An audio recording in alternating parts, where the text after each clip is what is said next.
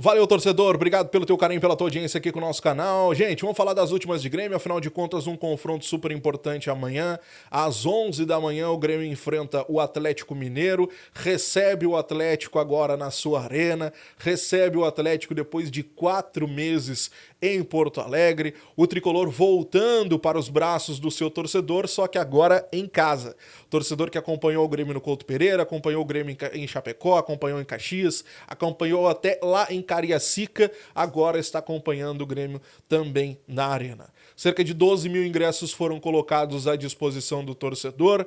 A grande parte foi comprada pelos sócios, né? A venda abriu na quarta-feira. Na sexta-feira abriu para o público geral, quase que eu me fui agora, né? Para o público geral.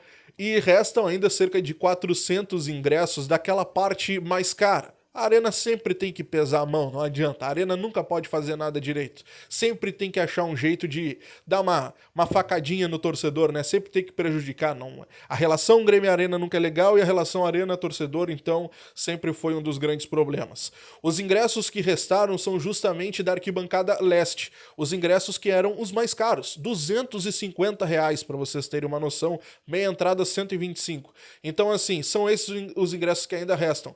A expectativa é de casa cheia, casa lotada, mas resta ainda essa parte que deve ser esgotada até o final do dia, segundo a expectativa da própria arena.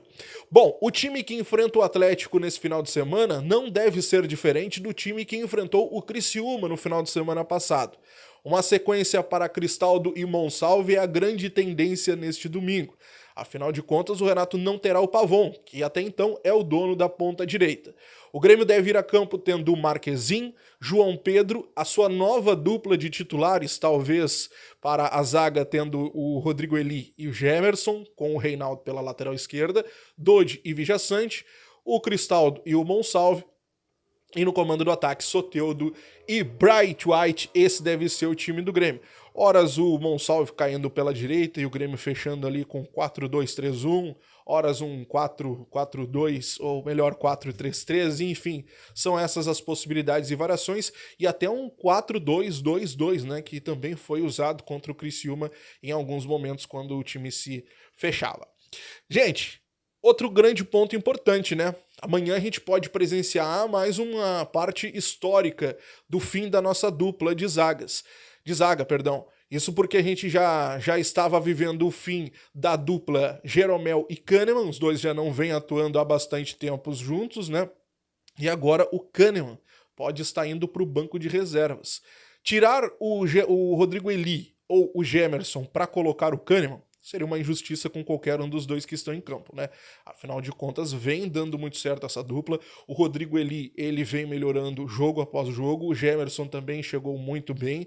Então a gente tá com uma dupla legal de zaga e tu tirar qualquer um dos dois no canetaço, na força, para colocar o Kahneman, seria uma injustiça. Então a grande tendência é que o Kahneman fique no banco, até porque o Kahneman vem de um tempo já sem jogar, ele teve um desconforto muscular, depois ele teve uma gripe forte, e agora a tendência é que o Kahneman fique no banco de reservas junto com o Jeromel.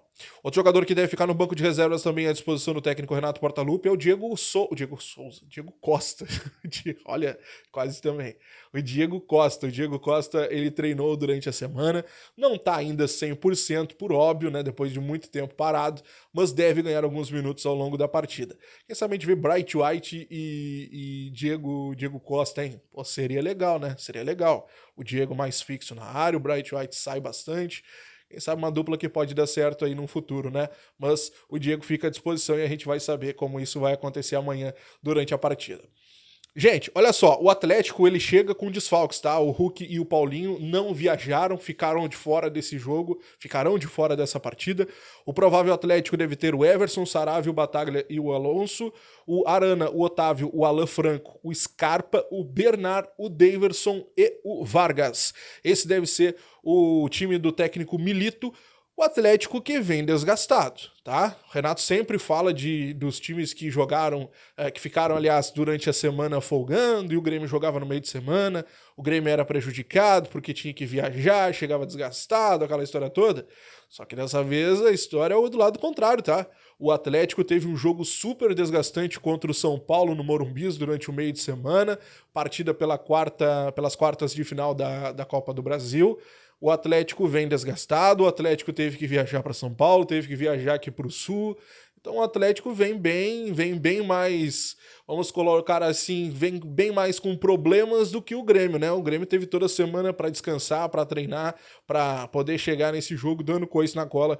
Dessa vez a situação se inverteu e o Renato vai ter que dar essa satisfação ao torcedor caso as coisas não aconteçam da forma como tem que acontecer. Mas se Deus quiser, eu acredito que o Grêmio vai vencer sim, 1-0 e a gente, tá legal, mantém a nossa sequência e vamos sonhar sim, porque a Libertadores é muito provável pro tricolor. Basta querer e trabalhar.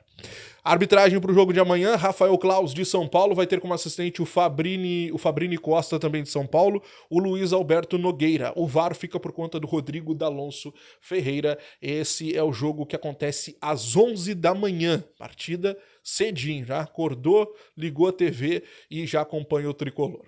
Gurizada, vamos falar sobre outro ponto muito importante que a gente precisa colocar aqui, que é uma informação, tá?